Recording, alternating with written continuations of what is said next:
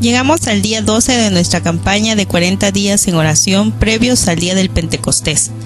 La oración del día de hoy es por la salud física de nuestros hermanos. Ore por la salud de los hermanos de la iglesia, pidiendo a Dios que obre en sus cuerpos y los restablezca. Su oración puede hacer que Dios realice milagros, por lo que debe ser persistente, constante en la oración. La reflexión de hoy proviene del texto bíblico de la carta de Santiago en el capítulo 5, versículo 14. La palabra de Dios dice así: ¿está alguno enfermo entre vosotros? Llame a los ancianos de la iglesia y oren por él, ungiéndole con aceite en el nombre del Señor. Posiblemente habrás escuchado que algunas congregaciones hacen del ungir con aceite a los enfermos una práctica necesaria. Cierto día, en mis labores musicales, acudí a una congregación a dar una clase de música, pero justamente ese día estaba enfermo de la garganta y no podía hablar con claridad. Así que uno de los alumnos llega con un frasquito de aceite y me dice: beba, es aceite orado. Ellos tenían la práctica de consagrar el aceite en una oración para que tuviera poderes curativos. Sin embargo, el énfasis del versículo que leímos no está en el aceite, sino está en la oración que es expresada por los ancianos de la iglesia. De hecho, lo que sana no es el aceite. El aceite no tiene poderes curativos. Lo que sana es la oración misma, pues Santiago continúa diciendo esto: si oran con confianza, Dios le responderá y sanará al enfermo, y si ha pecado, también lo perdonará. ¿Quiénes son los ancianos de la iglesia? Los ancianos de la iglesia en el Nuevo Testamento son los encargados de los asuntos pastorales de una congregación. Contemporáneamente, incluye también a los llamados líderes de la iglesia. Así que Santiago, al señalar que se llamen a los ancianos de la iglesia, está invitando, recordándonos que el enfermo no debe estar solo, aislado de la iglesia, sino que debe seguir siendo parte de la iglesia.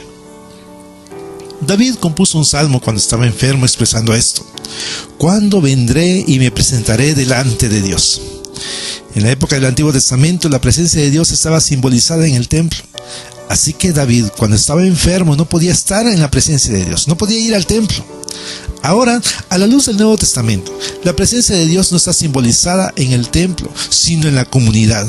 Jesús dijo: porque donde están 2 o 3 congregados en mi nombre, allí estoy yo en medio de ellos.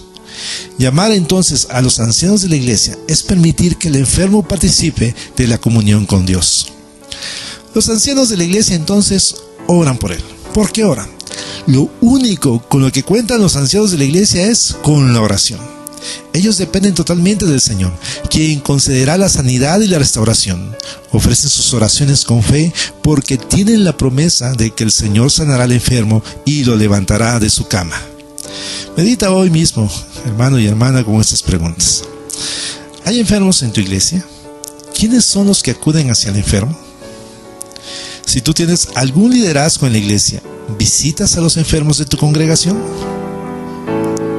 Padre, te agradecemos porque tu palabra siempre está alumbrando nuestro camino.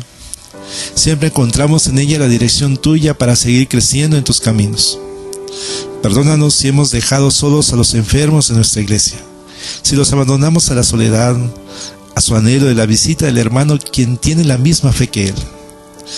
Ayúdanos a despojarnos de asuntos vanos en nuestras agendas y así tener libertad para estar cercanos al hermano que está enfermo y junto con él expresar nuestros ruegos y súplicas a ti. En medio de esa crisis de enfermedad que agobia este planeta, nos aísla de estar cercanos como iglesia, de reunirnos. Pero permite, Señor, que podamos utilizar todos los medios necesarios para que no estemos lejanos, sino cercanos los unos a los otros en tu nombre. Te lo rogamos en el nombre de Jesús. Amén.